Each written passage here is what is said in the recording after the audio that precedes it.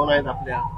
महाराष्ट्राचे लोकप्रिय नेते, आमचे पक्षाचे पक्षप्रमुख, महाराष्ट्राचे मुख्यमंत्री एकनाथ शिंदे साहेब, आमचे पक्षाचे आमचे नेते महाराष्ट्राचे युवा खासदार श्रीकांत शिंदे साहेब यांच्या आशीर्वादानं आज जे काम एकनाथ शिंदे साहेब, श्रीकांत शिंदे साहेबाचा तळागाळापर्यंत महाराष्ट्रामध्ये आहे.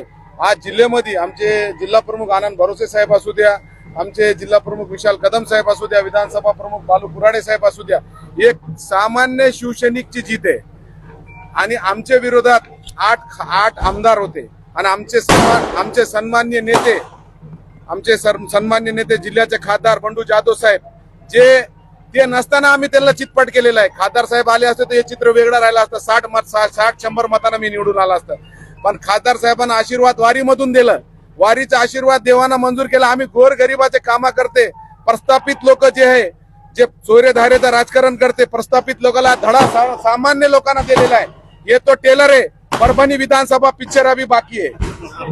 काय आमदार 6 रनिंग आणि माझी 4.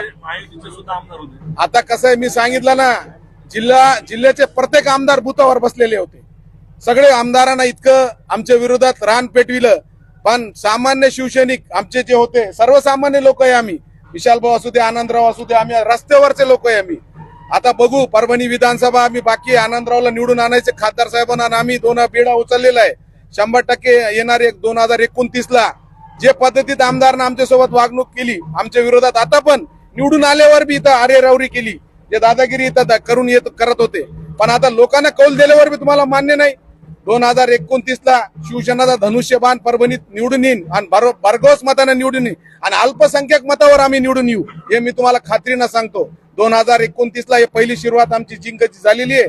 एकनाथ शिंदे साहेब, श्रीकांत शिंदे साहेब, सन्माननीय खासदार साहेब यांच्या आशीर्वादानं, बांगर साहेब आमचे हिंगोलीमध्ये आमचे नेते, त्यांचे सगळ्याचा आशीर्वाद, सर्वसामान्य शिवसेनेची जीत आहे. बँकेच्या अध्यक्षपदासाठी आपण काही करणार?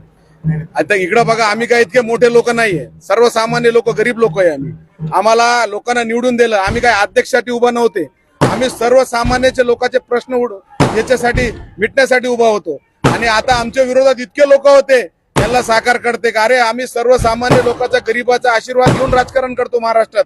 आज बघा, गोरगरीब लोकांना आम्हाला मतदान केलं. आमचे सन्माननीय खासदार साहेब इथं राहिले असते, हे चित्र वेगळं राहिलं असता.